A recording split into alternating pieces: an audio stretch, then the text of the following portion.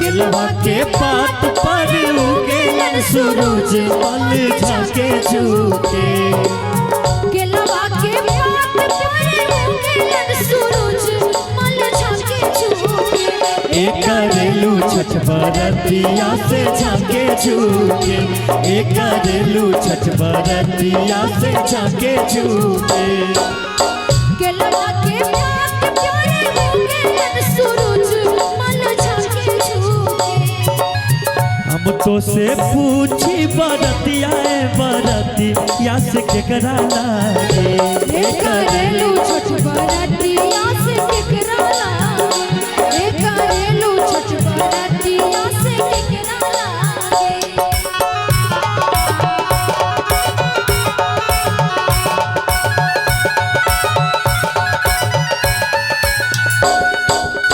हमरो जे बेटा माने ऐसन बेटा से उनके लागे। हमरो जे बेटा माने ऐसन बेटा से उनके लागे। हे करेनी छठ बरतिया से उनके लागे। हे करेनी छठ बरतिया से उनके लागे।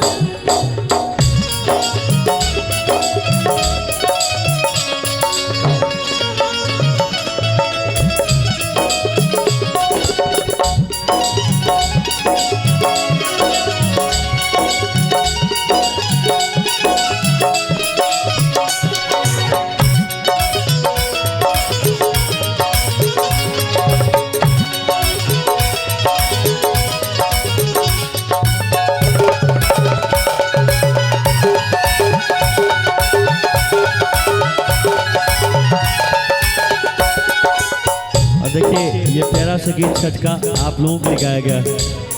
अमरूदिया के पात पर उगेलन सूरज मल झाके झुके। अमृत के पात पर उगेलन सूरज मल झाके झुके। एक करेलू छठ बरतिया से झाके झुके। एक करेलू छठ बरतिया से झाके झुके। हम तो से पूछी बरतिया बरतिया से केकरा लागे। हम तो से पूछी बरतिया से केकरा लागे। एक करेलू छठ बरतिया से उनके लागे। एक करेलू छठ बरतिया से उनके लागे।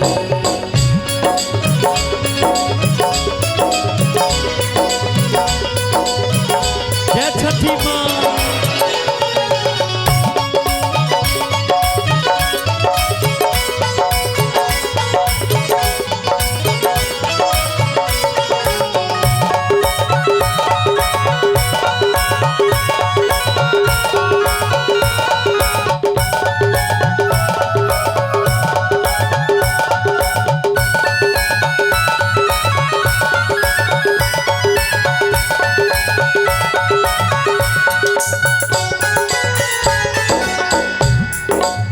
हमरा जे स्वामी कमाने ऐसन स्वामी से उनके लागे। हमरो जे स्वामी कमाने ऐसन स्वामी से उनके लागे। एक करेलू छठ बरतिया से उनके लागे। एक करेनी छठ बरतिया से उनके लागे। नारियलवा के पात पर उगेलन सूरज मल झाके झुके।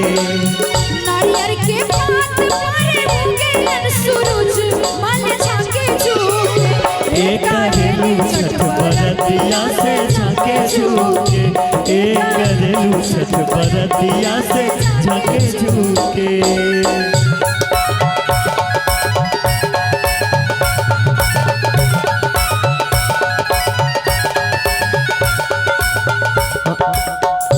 रोजे बेटी कवन ऐसन बेटी से उनके लागी हम रोजे बेटी कवन ऐसन बेटी से उनके लागी रे करेलू छठ बरतिया से उनके लागी रे करेलू छठ बरतिया से उनके लागी हम रोजे कनिया कवन ऐसन कनिया से उनके लागी हम रोजे स्वामी कवन ऐसन स्वामी से उनके लागी रे करेलू छठ बरतिया से उनके लागी रे करेलू छठ बरतिया से उनके लागी रे करेलू छठ बरतिया से उनके लागी रे करेलू छठ बरतिया से उनके लागी रे करेलू छठ बरतिया से उनके लागी रे करेलू छठ बरतिया से उनके लागी